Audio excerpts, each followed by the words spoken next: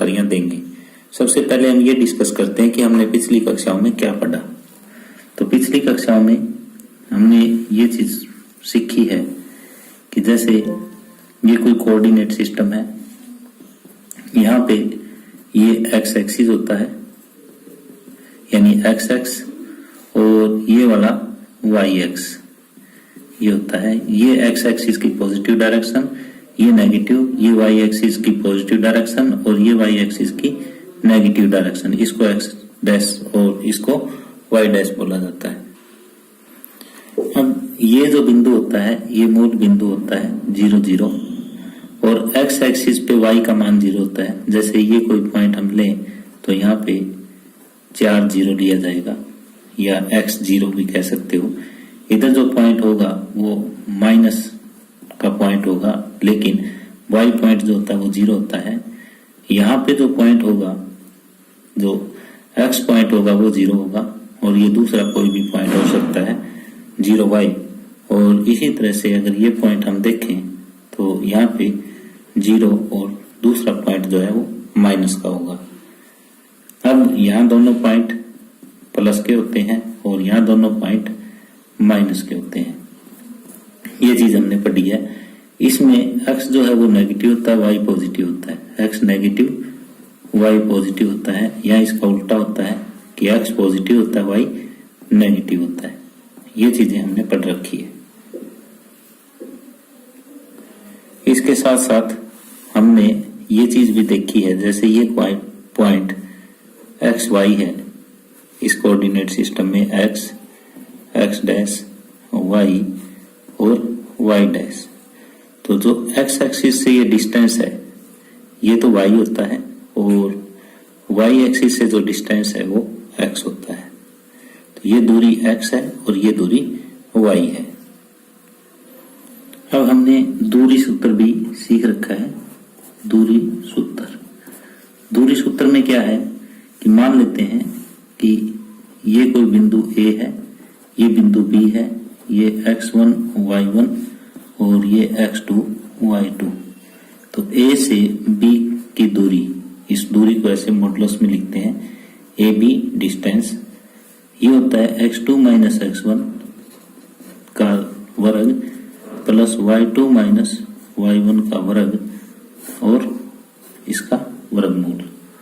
तो जैसे मैं एक उदाहरण लेता हूं, यहाँ पे अगर आपको A पॉइंट दे रखा है कि 6 माइनस 4 और B पॉइंट दे रखा है 3 0, तो यहाँ AB अगर डिस्टेंस हमें ज्ञात करना है तो वो ऐसे ज्ञात करेंगे 3 माइनस 6 का वर्ग प्लस 0 माइनस 4, यानी माइनस माइनस प्लस हो जाएगा 4 का वर्ग। 6 में से 3 गए, माइनस 3 का स्क्वायर 9 प्लस 16 और ये हो जाएगा 25, और इसको लिख सकते हैं हम 5, यानी जो ए बी डिस्टेंस होगा वो 5 इकाई होगा।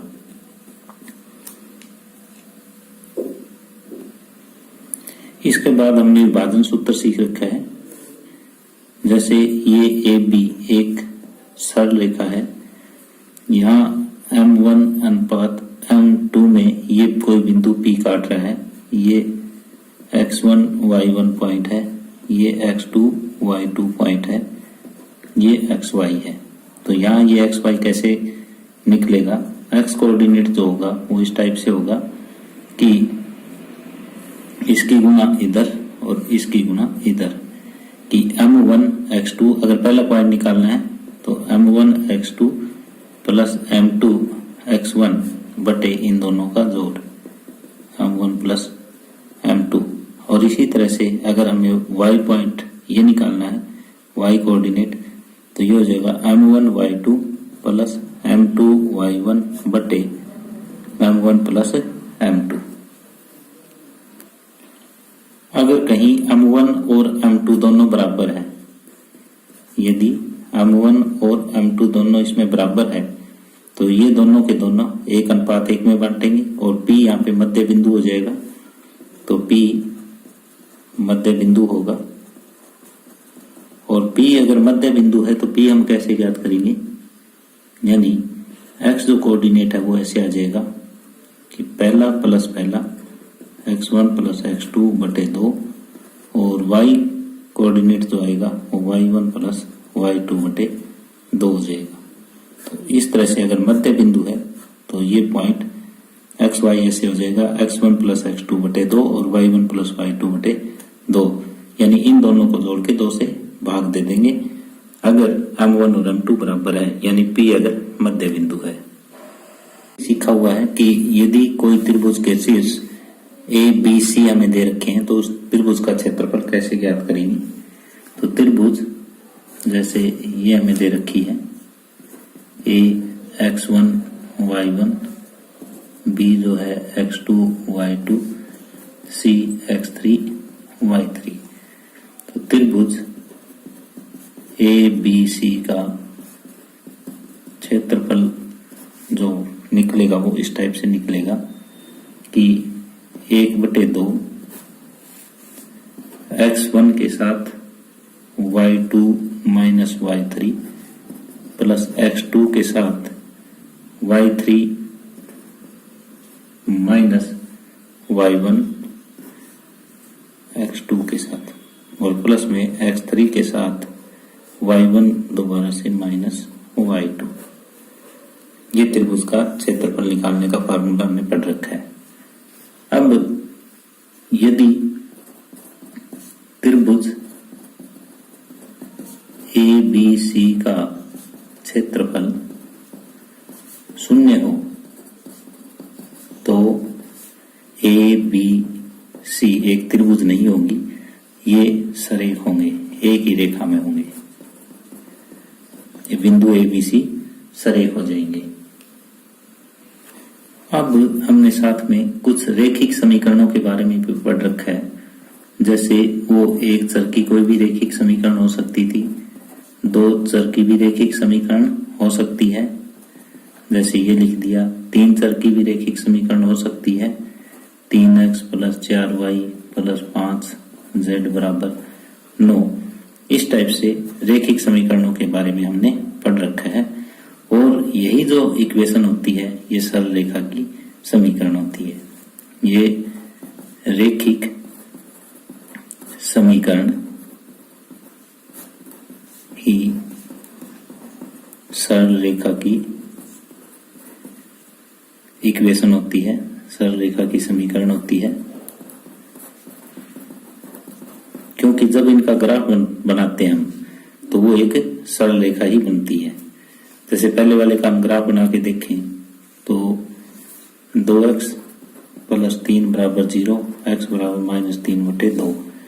तो यहाँ पे जब हम बनाएंगे तो x के बराबर हमेशा -3/2, तो ये वाली लाइन यहाँ पे रहेगी। तो x बराबर -3/2 है यहाँ पे।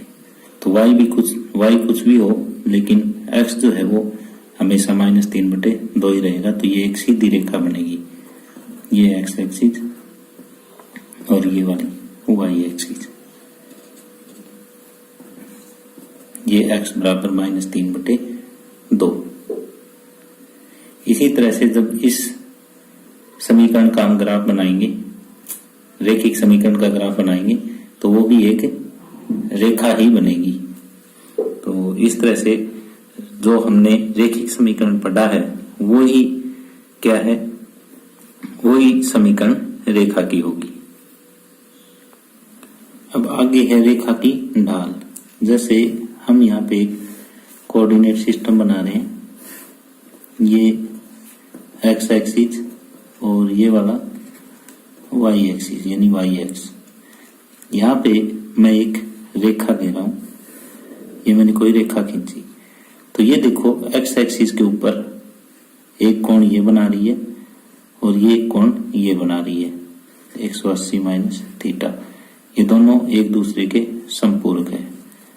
अब समस्या ये आती है कि जब हम कोण देखें, कोण काउंट करें तो ये वाला देखें या ये वाला देखें। तो इसके लिए एक नियम बना रखा है ये कि जो x एक्सिस की पॉजिटिव डायरेक्शन है यानी धनात्मक दिशा है उसके साथ जो झुकाव है वो लिया जाएगा, वो वाला थीटा हम लेंगे। तो इसको लाइन का झुकाव कहा जाएगा, इस रेखा का झुकाव कहा जाएगा, यानी जो पॉजिटिव डायरेक्शन में है। तो मैं यहाँ पे लिख देता हूं। तो मैंने ये लिखा है, निर्देशांक तल में एक रेखा एक्स एक्स के साथ दो कोण बनाती है। एक रेखा एक्स एक्स के साथ दो कोण बनाती है जो एक दूसरे के संपूरक हैं। कोण थीटा जो एक्स की धनात्मक दिशा, यानी धनात्मक दिशा ये वाली होगी, और जो ये कोण हम मापेंगे ये घड़ी की दिशा की विपरीत दिशा में हम मापेंगे। थीटा जो एक्स एक्स की धनात्मक दिशा में है, रेखा अल का झुकाव कहलाता है। तो ये वाला जो थीटा एंगल है ये अल का झुकाव कहलाएगा। जैसे मैं यहाँ पे ये एक्स एक्सिस ये मानता हूं, तो ये एंगल 45 है, ये 135 है, तो ये L1 रेखा है, तो L1 का झुकाव क्या होगा, 45 डिग्री होगा। तो L1 का झुकाव 45 डिग्री होगा। मैंने ये एक्स एक्सिस की ये पॉजिटिव डायरेक्शन, इधर वाली नेगेटिव होती है, जहां पे लाइन कट कर रही है उससे जो राइट साइड में है वो पॉजिटिव, और वहां से एंटी क्लॉकवाइज घड़ी की सुई की विपरीत दिशा में जो कोण मापा जाएगा वो उस लाइन का झुकाव होगा। अब ढाल क्या होती है, ढाल को हम m से डिनोट करते हैं, और जो हमारा झुकाव है उसको उसका tan थीटा हो जाएगा। ये रेखा की ढाल जो है, रेखा की ढाल m से डिनोट किया जाता है और m बराबर tan थीटा होता है। तो मैंने ये लिख दिया है कि यदि थीटा किसी रेखा का झुकाव है तो tan थीटा को उस रेखा की ढाल कहते हैं और इसे m के द्वारा व्यक्त करते हैं। जैसे थीटा हमारे पास ये झुकाव है तो रेखा की ढाल क्या हो जाएगी, tan थीटा, और इसे m के द्वारा हमने प्रदर्शित कर दिया। अब ये देखते हैं कि x एक्सिस की ढाल क्या है। तो x की ढाल क्या है, ये देखो, ये x एक्सिस है और यही लाइन है। तो कोण कितने का बनाया इसने, थीटा कितना है, 0 डिग्री, तो ये कितना हो जाएगा, tan 0 का मान 0 होता है। और y एक्सिस जो है वो कितने का कोण बनाएगी, 90 डिग्री का बनाएगी x एक्सिस के साथ। तो y एक्स की ढाल जो है वो कितना होना चाहिए, tan 90 तो परिभाषित ही नहीं होता, तो ये लिखेंगे परिभाषित नहीं है। y एक्सिस की ढाल परिभाषित नहीं है और x एक्सिस की ढाल जो है वो 0 होगी। आगे हम रेखा की ढाल ज्ञात करना सीखेंगे जब उस पे कोई दो बिंदु दिए गए हों, यानी स्लोप ऑफ द लाइन हम फाइंड आउट करना सीखेंगे when 2 points on the line are given. मैंने लिखा है यहाँ पे, ये एक्स एक्सिस है, ये वाई एक्सिस है, ये दो पॉइंट दे रखे हैं P और Q इस लाइन L पे। मान लेता हूं कि ये थीटा का कोण बना रही है और यहाँ पे वाई एक्सिस के परपेंडिकुलर एक लाइन ड्रा करता हूं मैं, ये लाइन ड्रा कर ली, और यहाँ पे एक्स एक्सिस के समांतर एक लाइन ड्रा करता हूं और ये बिंदु मेरे पास हम आया। अब ये अगर थीटा है तो ये कोण भी क्या होगा, थीटा होगा। अब मेरा यहाँ पे उद्देश्य है ये फाइंड आउट करना और ये लाइन की लंबाई फाइंड आउट करना, यानी एक तो पीएम डिस्टेंस फाइंड आउट करना है और एक क्यूएम। क्यों करूंगा मैं ये, क्योंकि ये एक समकोण त्रिभुज हो जाएगी और जो स्लोप होती है, ढाल जो होती है वो क्या होती है, tan थीटा, और tan थीटा क्या हो जाएगा, लंब बटे आधार, यानी क्यूएम बटे पीएम। तो इस तरह से ये ढाल हमारी इस लाइन की आ जाएगी। तो ये देखो कैसे ज्ञात करना है। तो मैंने आपको ये बताया था कि ये जो पॉइंट है, तो ये जो डिस्टेंस होता है, तो ये तो y डिस्टेंस होता है, ये y1 हो जाएगा, और ये वाला डिस्टेंस जो होता है यहाँ से ये x1 हो जाएगा। इसी तरह से पूरा डिस्टेंस ये y2 होगा, x2 होगा, और ये पूरा डिस्टेंस जो है यहाँ से लेके यहाँ तक, ये जो डिस्टेंस है ये हो जाएगा y2। ये x2 डिस्टेंस, ये वाला x1 डिस्टेंस, ये y2 और ये y1। तो देखो यहाँ से यहाँ तक कितना हो जाएगा, पूरा तो x2 है, इतना इतना x1 है, तो ये x2 माइनस x1 हो जाएगा। इसी तरह से ये qm डिस्टेंस कितना हो जाएगा, पूरा तो y2 है और इतना इतना y1 है, तो ये हो जाएगा y2 माइनस y1। तो हमने यहाँ से क्या फाइंड आउट कर लिया, यहाँ से ये चीज फाइंड आउट कर ली कि जो pm है वो तो x2 माइनस x1 है और जो qm है तो y2 माइनस y1 है। हम त्रिकोणमिति से हम क्या जानते हैं, हम ये जानते हैं कि tan थीटा बराबर जो है वो लंब बटे आधार होता है।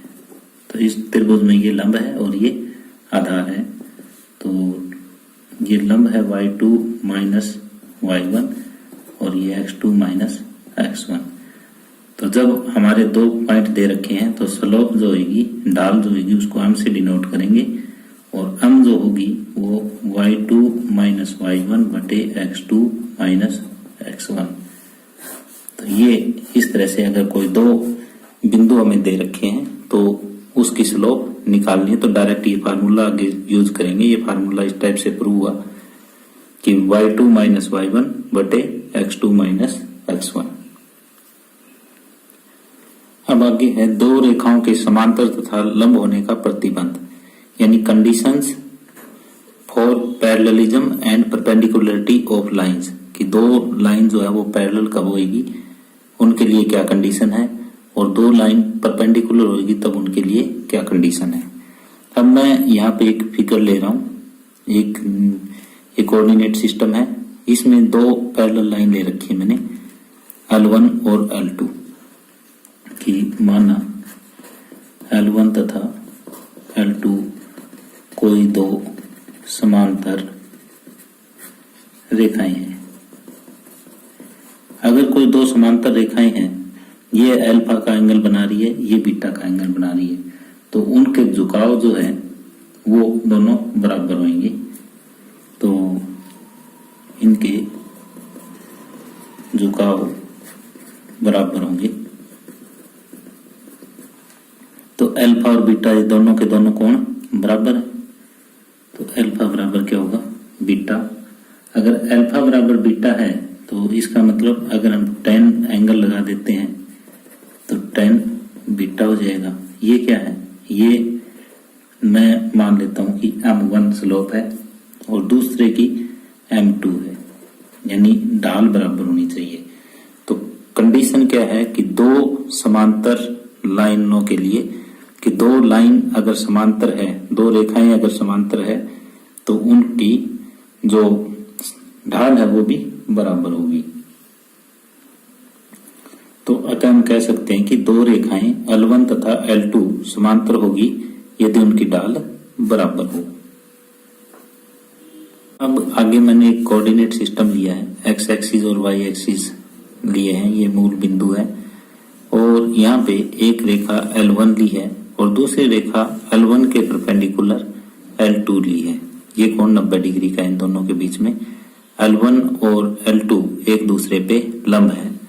अगर L1 का झुकाव जो है x एक्सिस के साथ अल्फा है और L2 का झुकाव जो है वो बीटा है, तो अब हमें अल्फा और बीटा के बीच में संबंध दिखाना है कि क्या संबंध है। तो ये 90 है तो ये कोण भी कितना हो जाएगा, 90 हो जाएगा, और बीटा अंतर सम्मुख कोणों के योग के बराबर हो जाएगा। तो बीटा के बराबर यहां से क्या हो जाएगा, 90 प्लस अल्फा, और इसको मैं नाम दे देता हूं कोई भी m, कि त्रिभुज m, इसको नाम दे दो p का, इसको नाम दे दो q का। m p q में बीटा बराबर 90 प्लस अल्फा हो जाएगा। क्यों हो जाएगा, क्योंकि किसी त्रिभुज का जो बाह्य कोण होता है वो अंतः सम्मुख कोणों के योग के बराबर होता है।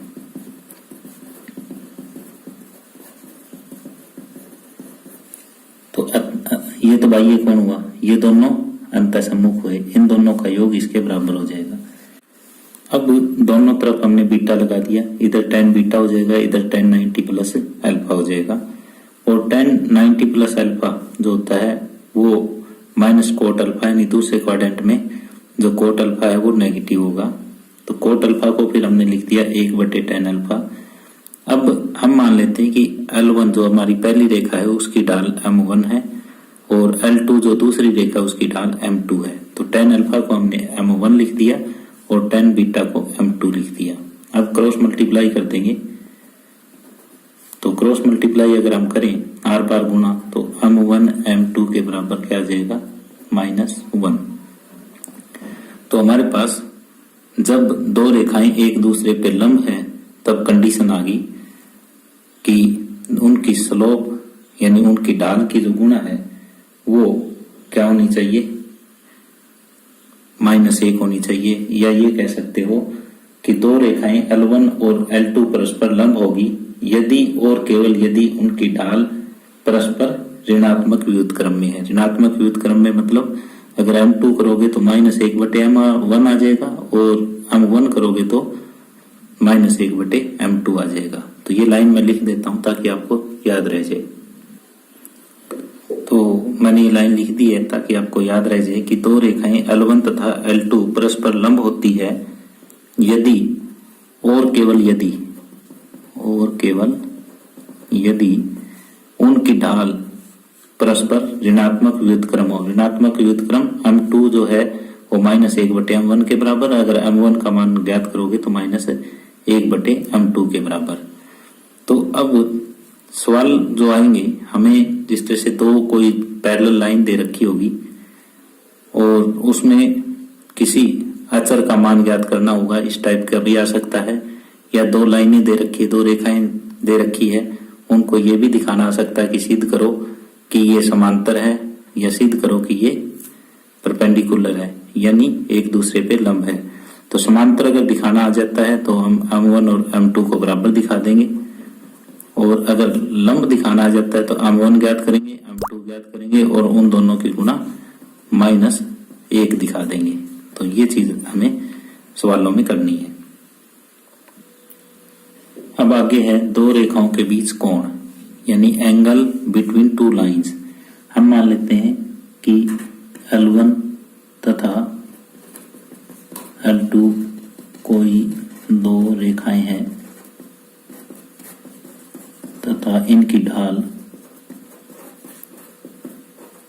क्रमशः L1 की ढाल मैं मान लेता हूं M1 है तथा L2 की ढाल M2 है।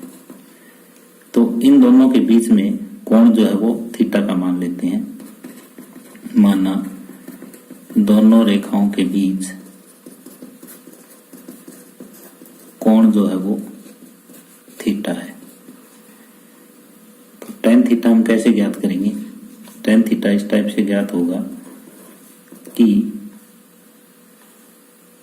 M1 माइनस M2 बटे 1 plus M1 M2, 1 plus M1 M2 और इसका मापांक यानी मॉडुलस वैल्यू, अगर ये नेगेटिव है तो भी हम इसको पॉजिटिव कर देंगे।